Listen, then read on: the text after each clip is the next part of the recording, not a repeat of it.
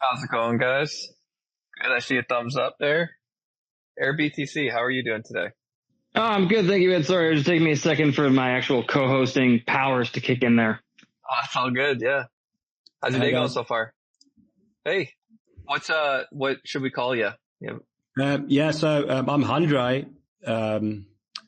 My personal account is Handrei and then a V, Handre, and the V, Handrei van Heerden. Okay, cool. Hundra, is that correct? Yeah, it's Excuse like my pronunciation. like the English name Andre, but it's got an H in Handrei. front of it. Yeah, Hundra, okay. yeah. Great. Well, thanks for coming. We really appreciate having you on. Do you want to give Great. the guys listening a quick description of like what you guys are doing with AirBTC? Yeah, great, man. How quick do you want it to be? It's totally up to you if you want to go on for a few minutes or just a little elevator Yeah, give us the pitch, whatever breakdown.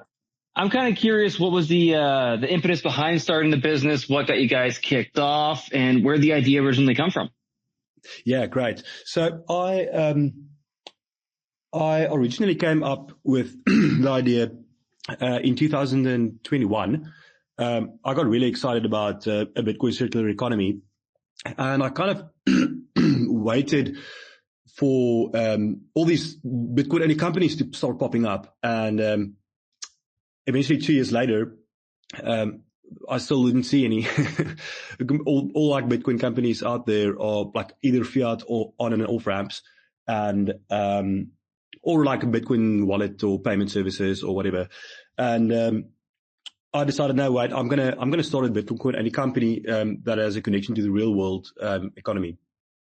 But I quickly realized that that's really hard because somehow there's always still you need to have a link back to fiat, because either you're going to limit your customers severely if you only operate in Bitcoin, say in your own town, or you're going to have to pay like a supplier or someone who just does the transport or whatever like that. There's always something you have to, some link to the fiat world. And I really wanted to start a company that is Bitcoin only, and in a sense that we don't have a fiat bank account at all. And so I came up with this concept because I mean this is a unique situation where we're able to so obviously from the name we're like a holiday property listing and rentals site similar to Airbnb or Vrbo. And so basically we're able to accept Bitcoin from guests and pay the Bitcoin out to hosts. And so it's possible to operate completely separate from the fiat economy. So we only use Bitcoin. And I originally came up with the idea, and I pitched it to quite a few people in the Bitcoin industry. And everyone thought that it was a good idea, and but no one kind of ever ran with it. So I decided, beginning of this year, I'm gonna run with it myself. And so it's just started building, and finally we managed to launch in it's almost a month ago now, mid-July, and at that stage I just had like a basic functioning on the site.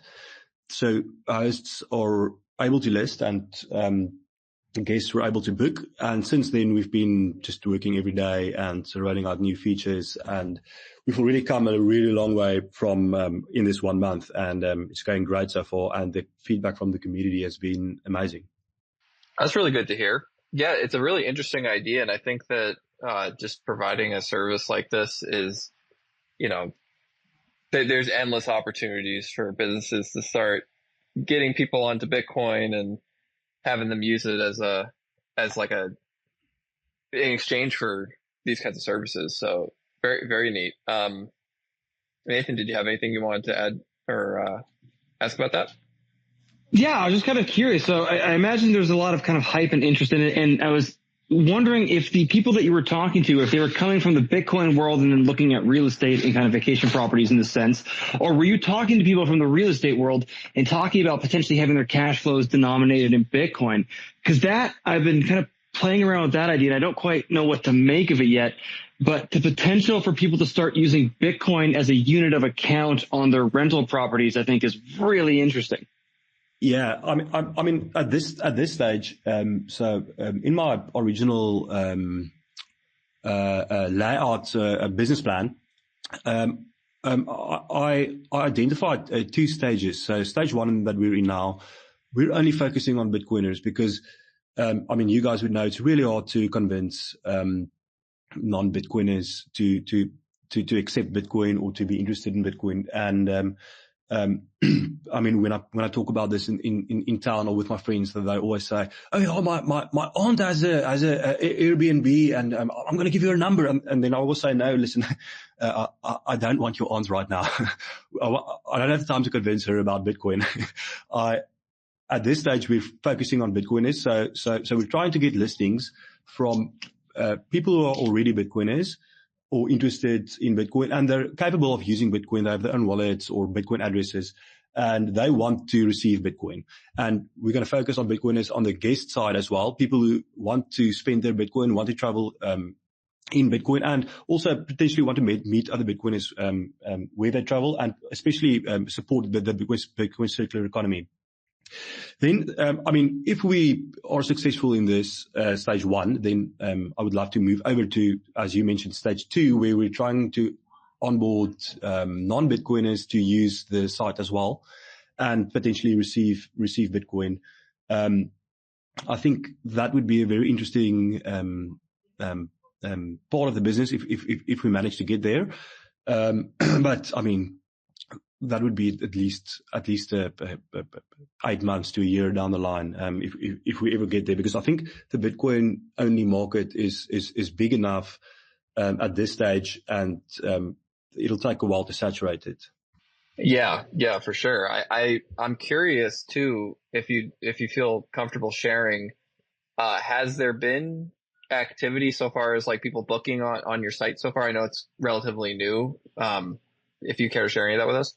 Yeah, I'm going to give a little bit of a long-winded answer here. So we had our first booking on Monday. It went very well. Coincidentally, it was in El Salvador. What a coincidence! But so I mean, one of the earliest problems that we identified is that the Bitcoin community worldwide is massive. I mean, by my estimates, I mean, I think we're looking at like between 1.5 to 2.5 million people, but they're geographically very far apart. I mean, every town has a couple of Bitcoiners. I mean, I don't know, you guys would know if in your town, but I run the local meetup in Stellenbosch in Cape Town, South Africa, where I'm from. And I mean, we are like 10 guys that come to the meeting, and in a town of, I don't know what, like 30,000 people. So, I mean, I think, and every town has their Bitcoiners. But geographically, we're very far apart. So, we're open. That's one of the advantages of being Bitcoiners. We can instantly launch, and take listings from across the world. So, I mean, we almost immediately we had like 35 listings. Sorry.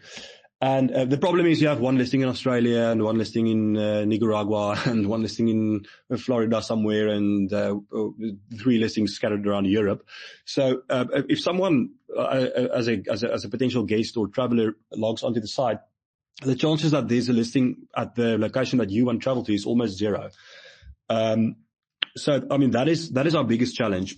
And the way that we're trying to get around that problem is we are trying to focus on Bitcoin-only events, firstly, so that will be conferences and like Bitcoin parties. I know for the halving beginning of the year, there was a lot of Bitcoin parties, but I mean, there's a lot of Bitcoin-only events, and it's only getting more and more. I mean, 3 years ago, I think there was like 30 conferences across the world, and now just by what I've calculated and see, there's like almost there's like 150 different conferences or Bitcoin events that I've on my list. I think by next year that'll probably be in the range of 300. So we're trying to focus on people traveling to those events, looking for accommodation. And then secondly, we're looking for Bitcoin destinations like El Salvador, Bitcoin Beach. There's a couple of the same kind of Bitcoin only destinations in South Africa as well, that where I'm from. But these Bitcoin only locations and circular economies are also popping up all over, and we're trying to focus on them to get listings in those areas. And then when people travel to those Bitcoin only areas, we want to be the destination or the platform of choice. And then thirdly, I'm hoping to become the platform of choice for travel for Bitcoiners. So if you're a Bitcoiner and you want to go on holiday, you would go onto airbtc and see what is available and then book through there, rather than deciding where you want to go and then going to look for accommodation in that area. So those are the three, call it prongs of attack that we're focusing on. That's awesome. I think that's a great approach to take. And I just want to congratulate you on even getting that first one so quickly. I mean, you kind of mentioned there that coincidence of wants that, there's so few Bitcoiners that are willing to put up their space in acceptance for Bitcoin. And then on the other end of it, people that want to go to that place, like you said, there's, a lot of times only one, destination location, available in that area. So, El Salvador, that's a great one. That's pretty funny that one got booked, but, it's definitely going to take time, I would imagine. And, a matter of people just deciding that they need to transition into accepting Bitcoin for the people staying at their place, Yeah. Yep. We have like 5 listings of people who only want Bitcoin. So they let me know that they're going to remove their listing on other websites, and they're only going to try and get Bitcoin for their accommodation, which is great. I'm hoping that in the future we can fulfill that need for them. At this stage, we are just focusing on bettering the site, getting the functionality. Every single day there's people who message me on Twitter and email me and say, listen, I went into the site, can you add that? I think that it'll be great if you do that. And I really appreciate that. And we have a very long list of features that we're looking to still implement. We've already implemented a lot. If you guys go into the website right now, this morning we implemented pricing in Bitcoin. If you want to, I can go into that as well. A lot of people have asked me that question: why are we denominated in dollars? The answer is give us a little more on that, and kind of what else you have planned for the website. What's in the works for the future? Yeah, so let me just touch on the Bitcoin as a unit of account problem. So when I first launched the site, I decided I don't want a fiat sign on my site even. So I've denominated everything in Bitcoin, but I soon realized that with the volatility in the Bitcoin price, people would list their property, and then 3 weeks later it's 30% more expensive or 30% cheaper.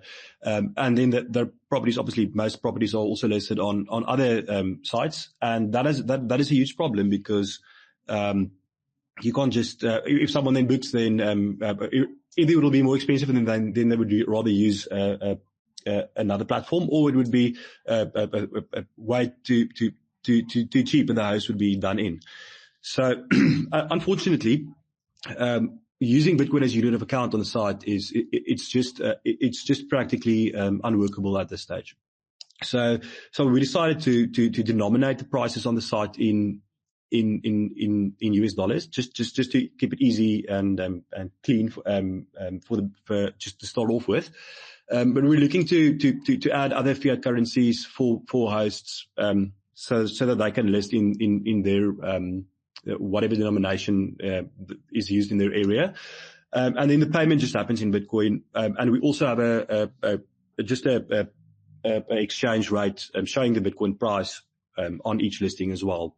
So you can see the amount of sats, and underneath that you can see the amount of dollars. But when hosts list the properties, they list it in the price that they list in is dollars. Okay.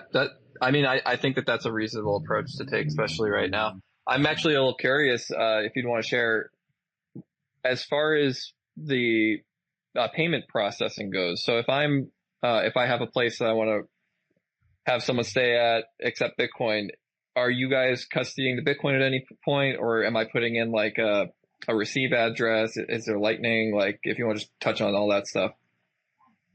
Yeah. So at this stage, we run a BTC Pay server for the on-chain, and then we have a Lightning channel as well. So if you click on book, and you have an option between Lightning and on-chain. And then we keep the funds until the stay or the booking is successful, is completed, and then we pay out to the host, and we can also pay out in Lightning or on-chain. Obviously, as we grow, I'm looking to integrate more, maybe individual wallet functionality. So if you can maybe choose to pay from a wallet of your choice, and then we would also have that same wallet just to keep it clean and keep the transactions easy. And we're also looking at adding other payment functionality. I mean, there's a lot of new Bitcoin payment apps and projects out there. So if someone's listening and you have a project like that, get in touch, and we're open to integration like that, as long as it's Bitcoin only. Awesome. Yeah, and I just want to make a quick note to anyone in the audience: if you want to hop in and ask a question or join the conversation, feel free. I actually just kind of thought of something while we were talking. I'm kind of curious if you're aware of like the Nostr ecosystem. Do you know much about that? Yeah. So we do have a Nostr account, and I'm looking to Nostr as a potential. I'm really interested in the almost say identify or KYC aspects that to be used on Nostr, so that I'm looking as soon as that's possible, and I get a workable solution. For people to link their Nostr accounts to their airbtc accounts. I'm definitely looking to that in the future. I was actually on a call with the guys from Albi last week, Thursday. So that's definitely in the pipeline. Awesome. I'm aware of Nostr. I have a personal Nostr account. airbtc has a Nostr account. We're definitely open to that in the future. Just for now, it hasn't been a priority at launch. There's just a couple of other things and features on the site that we're focusing on. Of course, yeah. And I think that I mention it because Nostr is a great tool for like web of trust and allowing people to kind of see like, oh, someone I follow has stayed at this location before. That gives them a little more comfort in booking it. But I don't know if Satlantis is on your radar at all, but that particular Nostr app is actually tailored to specific cities as like pages where people can post and have their favorite restaurants, and you can look up, for instance, Boston, Massachusetts, and you can find a feed of everyone on Nostr that's commented from that location and about that location. And I feel like airbtc being like people can purchase a night out somewhere in these locations, maybe having like tags to these cities. Just a thought. I mean, I think that the Nostr ecosystem offers a lot of that kind of stuff, and like it's open system for integration. So I can't imagine it being like too hard to just tag events in that manner. I don't know if that's something that you've looked into at all. No, I mean that's a great idea. I haven't looked into that Satlantis in particular, but I mean we're open to any Nostr integration and ideas. And if you're a Nostr dev and you're listening, you have some ideas, I mean, get in touch. I really like the concept, and I almost want to say use Nostr as much as possible. But for now,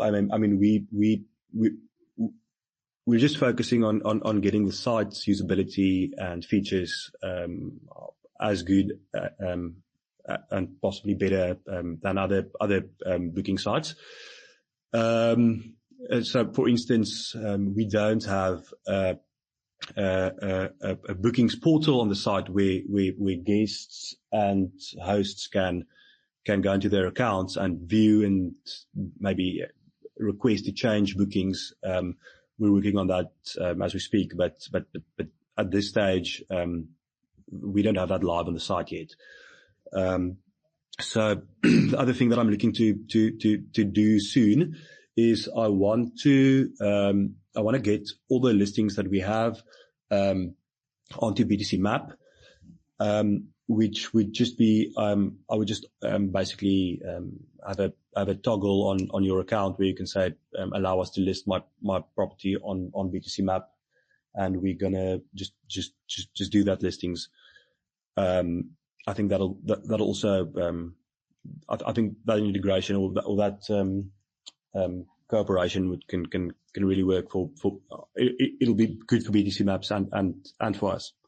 Oh yeah, absolutely. And I'm just spitballing stuff because I'm so fascinated by like the different developments they're having in the space and how all these things can work together and really just improve the general Bitcoin user experience. And also you're just, when you go on vacation, you need to stay somewhere, and that's an added quality of life feature by having something that is supporting Bitcoiners. You can know that like the money you're spending for this is going to another Bitcoiner. And yeah. That I love all that stuff. And I do believe Satlantis actually has BTC Map integration already. So if you got that, it might actually just show up right in there. And I think that's probably a great way to go too. So, yeah, props to you on that. And I see Vangelis' hand up. I want to address. Did you have a question? Yeah, I love the idea and what you're doing. I was curious when it comes to like Bitcoin type events, like for example, I know there's going to be the Bitcoin conference in Vegas coming up next year. I was just thinking, with what you're trying to do, are you only targeting Airbnb type people who want to rent their home, or are you also going to expand and say like hotels or places where Bitcoiners are going to go there, maybe reaching out to bigger organizations saying, hey, do you want to list a couple of your rooms with us and make it so that people can buy their stay at your hotel in Bitcoin, or is this solely Airbnb type sort of vision that you have? So we already have, I think, 2 hotels that accept Bitcoin on the site. So I mean, definitely, we're looking to accommodate as many types of property as possible. I mean, as long as it's mutually beneficial for them and for us. We're not excluding a specific type of property. As long as they're willing to accept Bitcoin, then and it's worth our while, we'll definitely look at listing them. That's awesome. Yeah, I wouldn't have even thought of that. That's a great question. I think that just really like creates endless opportunities for the future growth of it as well. Imagining maybe not as like chains right away, like a hotel chain necessarily, but a privately owned motel or hotel could be infiltrated by a Bitcoin owner and then get I was going to say, listed. We've got one in, I'm trying to remember if it's Canmore or Banff, and I apologize to the gentleman. He's the nicest guy, but we've got one hotel out in the Rockies here in Alberta that already accepts Bitcoin and shows up at the Sats market here locally. So there's definitely you're right. It's the privately owned guys that are out there and would probably love the airbtc service as well. Yeah, exactly. And then, I mean, they can, especially during like what I mentioned, the third part of our strategy. Bitcoin is using the site as a destination of choice. If you put your hotel on there, people who want to go to Canada or to your general area might just go to that hotel just because they want to support the Bitcoin economy in the area. Yeah, I completely agree. I'm curious too. I'm sitting here thinking, it's kind of a bit of a change of topics a little bit as well too. I'm trying to imagine the next cohort of people that we have coming into Bitcoin. Like, what's the next wave of adoption going to look like? And even from some of my interactions, I'm starting to see a little bit more in what I would call the older retired demographic, maybe older Gen X making their way in here. And I'm just thinking that there's probably a ton of people that didn't know or didn't understand Bitcoin or were purchasing well before it that are sitting on real estate as their store of value. And when they see an opportunity like this, I think there's going to be quite an inflow of people that want to list to get sats from the savings in real estate that they already have. Yeah, I mean, interesting that you mentioned that. One of the things that I've realized just in this last couple of weeks is we do, out of our listings, I mean, I would say like 70% is people above 50. I mean, I don't want to say boomers, but it's older people who are into Bitcoin, probably ex-gold bugs, who are looking to get Bitcoin. Yeah. So I think definitely that's a demographic that's ripe for the picking, especially with the UI in Bitcoin technology. I mean, you guys would also know, just since last year, this time until now, I mean, just the usability of all the apps and ease of use it's increased tenfold, in my opinion.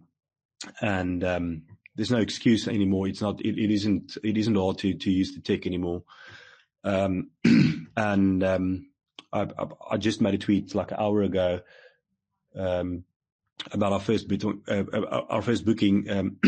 So it happened in El Salvador, and the guest paid me through Lightning, and the next day I paid the hotel, which is like we're from 3 different jurisdictions across the world, and both those transactions were instant and free.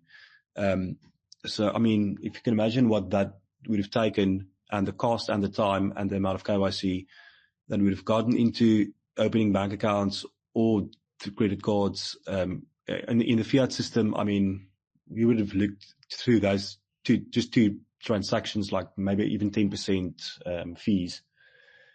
And this was instant and free. So I mean, this as soon as you, I mean, you don't have to use your stack. You can spin and replace. And also, if you don't want to hold onto the Bitcoin as a host, you can just use it as a way to receive payment and then sell the Bitcoin as it comes in.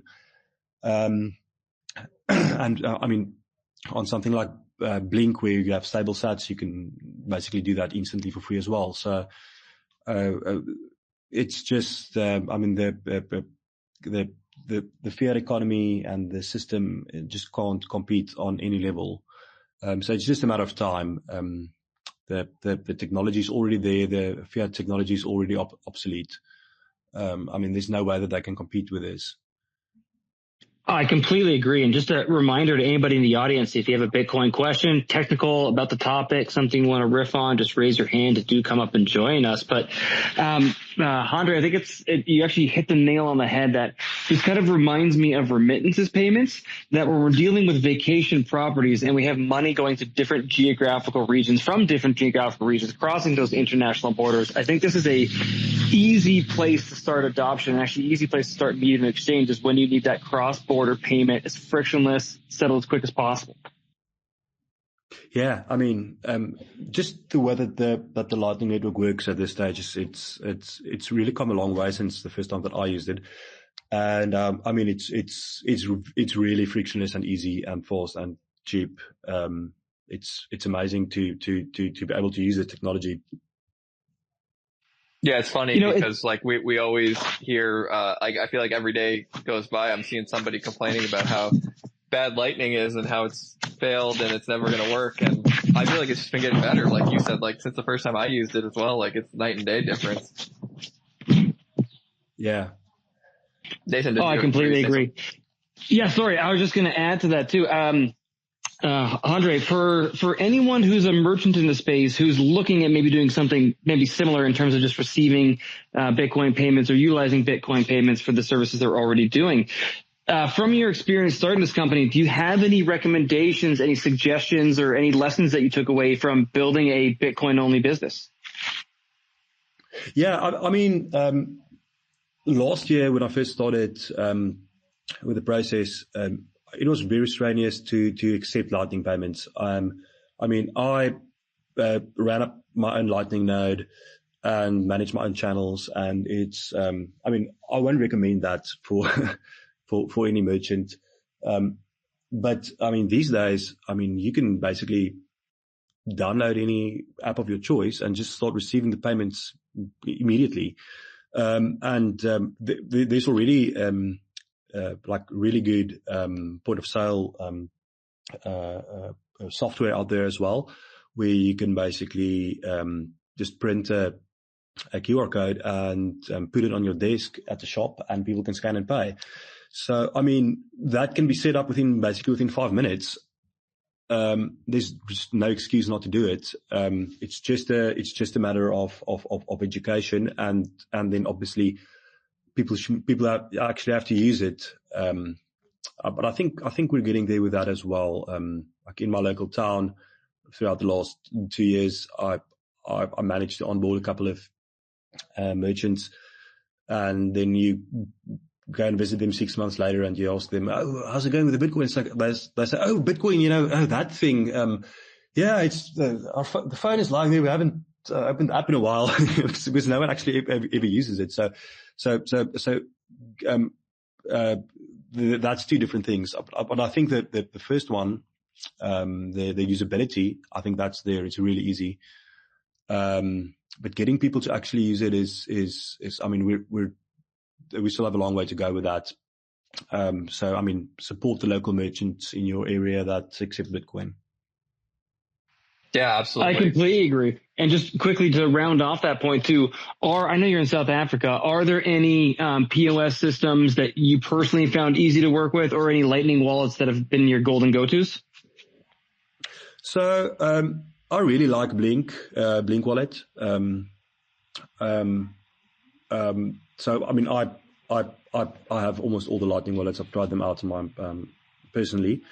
And, I found Blink's usability like really good. I mean, I like Wallet of Satoshi and Aqua as well. But I mean, the choice is there, man. Whatever's big in your jurisdiction. What I like to do is, when I pay someone, I like to try and use the same wallet that they have, because I found that just sometimes when you pay from a different wallet to another wallet, that, I mean, there can still be problems on the Lightning channels. It's already much better than it was last year or even the beginning of this year. But there still is sometimes the other day I made a payment from Blink to Aqua, and it took like 40 minutes to settle. Now, you don't want that when you buy coffee. So when I go to a merchant, or when someone wants to accept Bitcoin, I try to have all the different apps on my phone. So I try to use the same one at least, if possible. But I mean, I don't think that will even be a problem. Maybe even 6 months or a year from now. I think all Lightning channels will be fair enough to connected to each other to a degree where that won't be a problem. Yeah, certainly. And I think that one of the interesting aspects of that Lightning Network scaling too, is quick note, is most people that pay in Bitcoin will still denominate and think in the dollars or whatever their local currency is. And as Bitcoin appreciates rapidly, those Lightning channels, while they remain Bitcoin constant, are going to represent more in fiat money and could essentially gain liquidity, because now, if that $1,000 Bitcoin channel becomes worth $10,000, now you're talking like those people still denominating in dollars are going to now have 10 times that liquidity, even though the Bitcoin stayed the same. So there's a lot of, people say that like the Light Network doesn't have a lot of Bitcoin on it capacity wise. And I think that that's, not really a concern, because you don't need, I think, like general just Bitcoin knowledge is, and economics is that any amount of money can satisfy an economy, and it's just how much value that money represents. So I agree. I see that, all the kinks are getting worked out. And like you said, there are little hiccups here and there, but it's definitely getting better. Yeah, I mean, if we were on video now, you'd have seen me smiling. I completely agree with you the size of the channels, I think, is something that's probably going to solve. It's a problem that's going to solve itself. Yeah.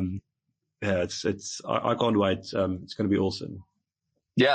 I find myself thinking like, having a Lightning channel open, and I'm like, do I really need to put more Bitcoin in this, or will it just become, worth more and satisfy what I need in the future as it is? Cause there is the cost of like, closing channels unless you splice, so that there's a trade-offs to, closing and rearranging Lightning channels. So. Yeah, I mean, I won't recommend, anyone who's not basically doing it for a living to run a Lightning channel. It's a job. It's like a part-time job to maintain a Yeah, Lightning node channels. it's a lot of effort, and it's not for your normal guy on the street. Yeah, and I think that like, apps like Phoenix that allow you to self-custody your Bitcoin, and they take care, like they're an LSP, and they take care of the channel connection for you and all the uptime things. That takes away a ton of that busyness and maintenance that you don't have to think about running your own server and the power going out. Even I mean, I had to, I'd spend an hour just rebooting the node because the power goes out. So yeah. And then every time that it comes back on, you're just glad that the sats are still lying there. Yep. It's like a sigh of relief. Yeah, the first couple of times. Yeah. But really quick, I do want to I know we have some new people in here. If anyone wants to come up and ask a question, you're more than welcome to. Nathan or Evangel, did you have anything you wanted to add or say? No, I was going to do much the same. I'm curious, Andre, if there's, just in the space in general, were you at Nashville or any conferences lately? Is there anything that's kind of got you excited or really got your attention? I'm sure almost 100% of your attention is focused on the business, but just in case, is there anything else going on in Bitcoin that you want to share with us? Yeah, there's something else that I wanted to mention. I was in a previous interview, like a week ago, and, the guy asked me, what I'm most excited about in the Bitcoin industry. And I have to tell you, since I've launched, the thing that I'm the most bullish about is, just Bitcoiners in general. I mean, I've always, got on well with other Bitcoiners and, like-minded people, but I mean, this community, chatting with people every day and, the integrity and, the intelligence and like the work ethic, and the positivity just around Bitcoiners in general, the people involved in the ecosystem is amazing. And, that's I think that's like a bit of an underappreciated aspect of Bitcoin and Bitcoiners is just how awesome, Bitcoiners are. And that's also one of the things that I think, it's going to be interesting to see how it plays out. But I think that we're not going to have a lot of problems, far less problems, regarding people lying on listings, people, complaining and people damaging properties. I think Bitcoiners, interacting and doing business with other Bitcoiners. I think that's going to be at a very minimum. And I think that is something to be bullish about. I mean, as the Bitcoin economy grows and we pull more people into this chain of thought, more people in the world will start thinking and acting that way. And I think that's going to be, I'm really bullish on that. I think that's a very big point.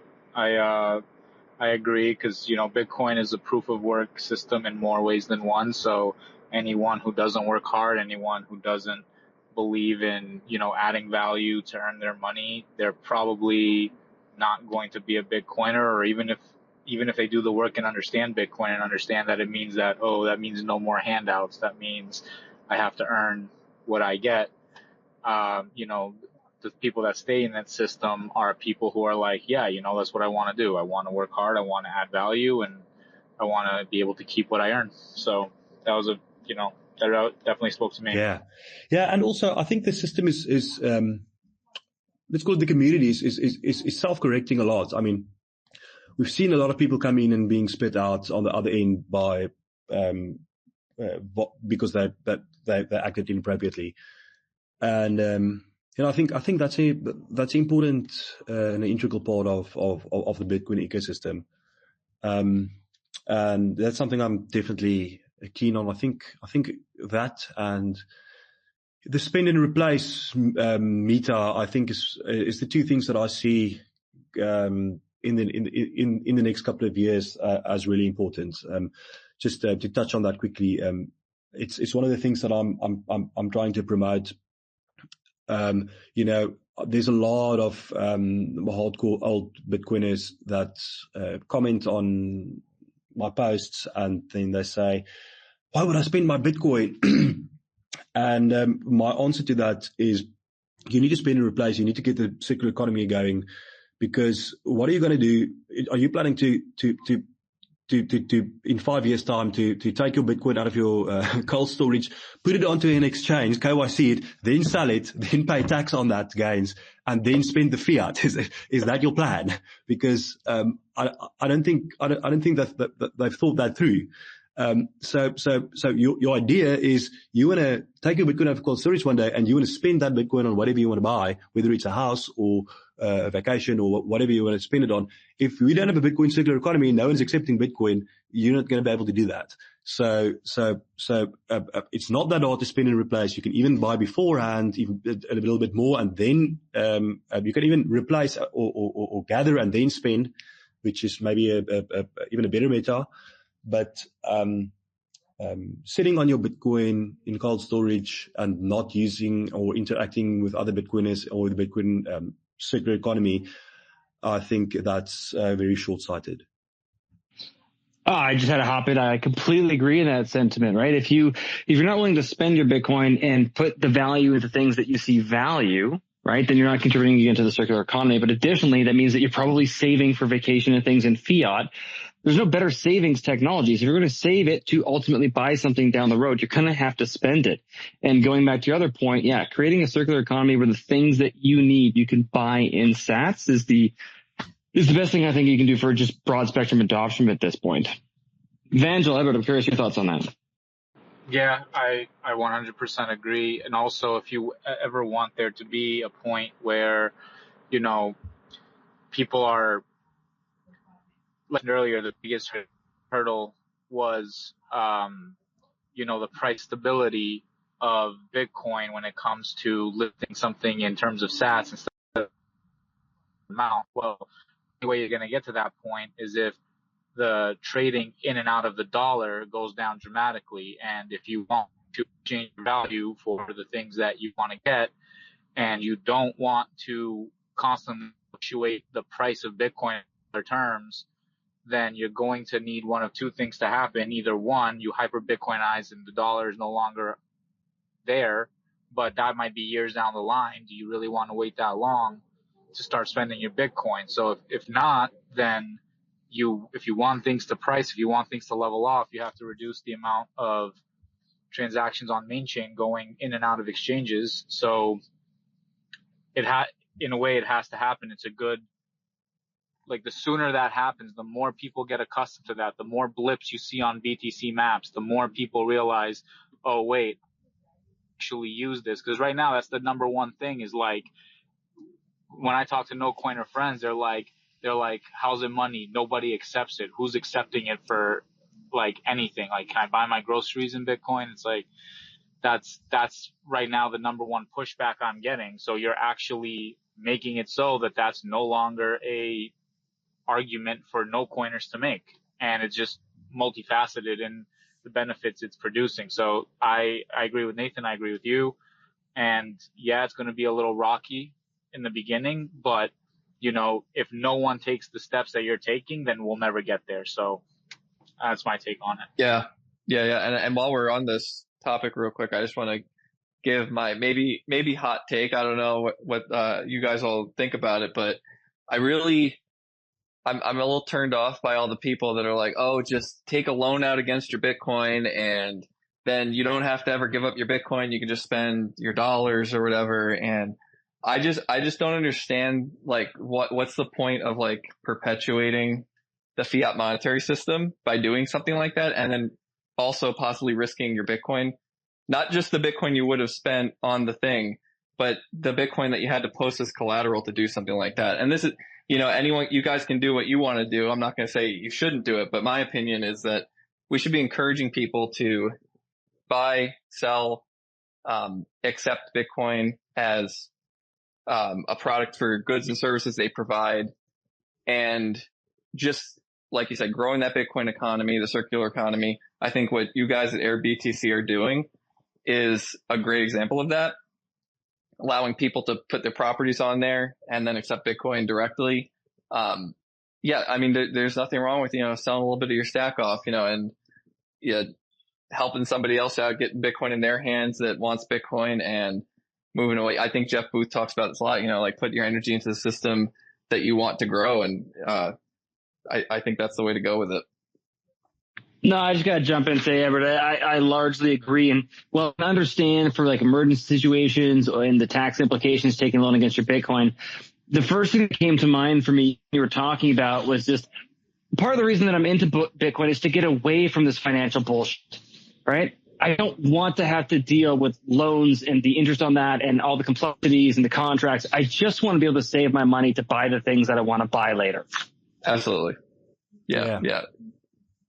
And like I said, like people can make their own decisions on things. Yeah, I don't know what's best for everyone in their particular situation, but I think that the ideal goal is to, get back to a world where you earn money through a job or a business and then you save it and spend it. And we don't need to take out loans for everything that we do. I think it's crazy I think it's purely because of the whole fiat money world we live in that people are, having to take loans out for cars and houses and furniture even in some cases. And it's really just crazy because people weren't even doing that in the early days of fiat. It's just gotten so much worse. So yeah, I don't want to, we don't have to go too deep down that rabbit hole, but.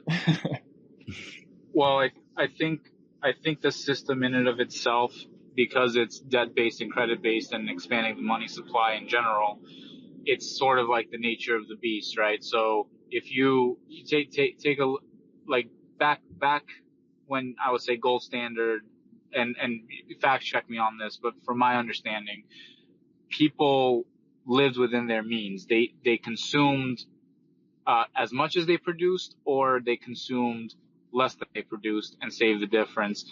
For anyone that did take out a loan, usually it was due to have some form of a plan to generate more wealth with that loan. Whereas, people back then what was a house like? $10,000 to $12,000, and the average salary was like $7,000-8,000 a year. So you could literally work for 2 years and then save and buy the house. You didn't have to save for 30 years, and then the price of what you wanted to buy was like 2x what it was when you started, maybe even more than 2x than when you started. So it's just the nature of, if you, and I think Saifedean talks about this in the fiat standard. It's like mining fiat. If you don't take out a loan to get the asset that's going to appreciate with the debasement of the currency, and you try to save and live within your means, then game theoretically, everyone that is going to take out a loan to that price up on, and they're going to get the assets, which are going to appreciate higher than the loan that they took out, and you're stuck holding the bag, so to speak. So it's the perverse nature of the system where if you don't take out loans, if you don't mine fiat and get the things that you want to get now, then you're going to lose versus the people who are doing that. So I could be wrong on some of that, but that's sort of the incentive structure is kind of skewed in a very negative way that is not long lasting and will ultimately collapse under its own weight. Yeah, for sure. Andre, did you want to jump in with any thoughts on that? Yeah, I mean, I'm I'm a Safedin Academy graduate. So I originally got into Bitcoin by I accidentally bought the Bitcoin standard in 2019, and I became so infatuated with Austrian economics. I started doing I signed up for Safedin's courses, and I ended up working for him for a while. I did the Principles of Austrian Economics 2 course for him. I did the exam questions and turned it into a fully like a full course on Salar Academy. So I mean, I really like that what he just said. I mean, that's completely correct. Basically, if you fiat, if you're not taking out loans and buying appreciating assets, you're losing out. So that incentive structure is exactly what the antithesis of what Bitcoin is. And I mean, no one had out for that for about 100 years, and now finally we do have the option of Bitcoin.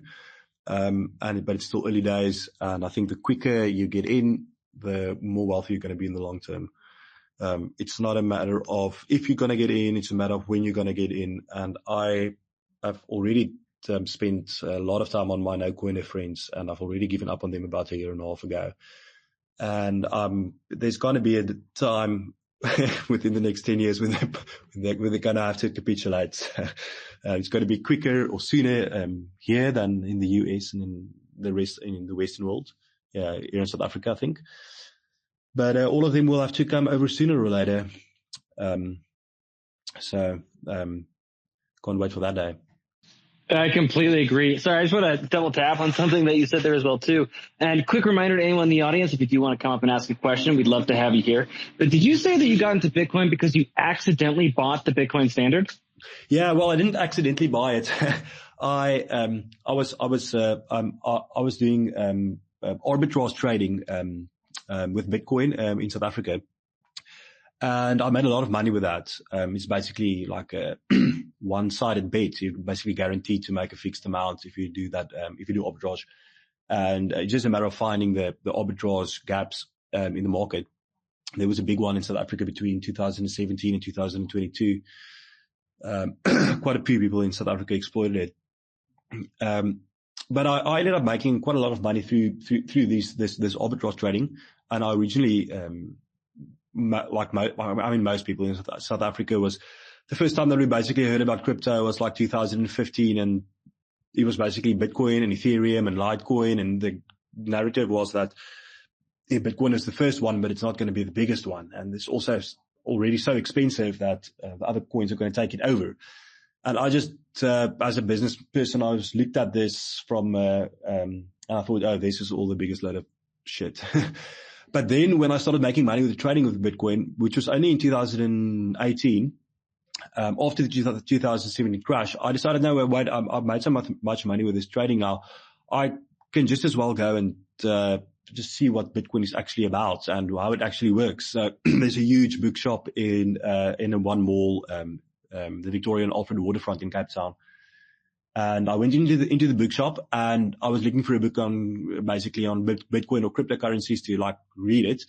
And the Bitcoin standard was the only book there. And it had basically just come out. It was like 2019 somewhere. And I think the book was published like October 2018. I'm speaking under correction now, but this was like, say, like April, May 2019. And so it was still hot off the press at that stage. And I bought the book, and before that, I'd never heard of the Austrian School of Economics. I always was interested in economics, but all the classes that I ever took, I just immediately, when I walk out, I just thought to myself, this just doesn't make any sense. But when I read the Bitcoin standard and I heard about Austrian economics for the first time, and especially the way that Safedin explains it, it just blew my mind. And I just started reading everything I can, or I could. The Mises Institute website is my homepage. When I open my browser, I have all the books in the Austrian school. I mean, I powered through Man Economy and State. That took me like 8 months during COVID. But yeah, so it's yeah, I bought it by accident basically. It was not by accident, by chance. That is too funny. That's fantastic. So just a quick question too, and I do want to be respectful of your time then. So with that, who would you then consider is your favorite Austrian economist, and why is it Murray Rothbard? I love Rothbard. I mean, it's really tough. I mean, you have to basically choose between Mises and Rothbard, I would say. I really like Hayek as well. I haven't, concentrated so much on his work. I mean, Seyfried's always said that, if he didn't, end up, going more into psychology and politics at the end of his career, he would have been the greatest. But, I mean, I really like Rothbard. The Mystery of Banking and What Has Government Done to Our Money is like my two favorites. I always recommend that to normies. It's such just cool books. And I mean, Anatomy of State as well. I always send that invite around to everyone. It's an excellent read. I mean, the whole document's like, I think 34 pages. It's like 28 pages in total to read. You can do it in an afternoon. And, I mean, it's just awesome. The way that Rothbard can take down these guys, like piece by piece, like dismantle them completely. It's just, I really respect that. And I really love reading him.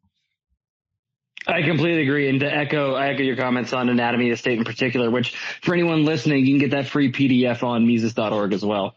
So that one's a fun one to kind of post and send around.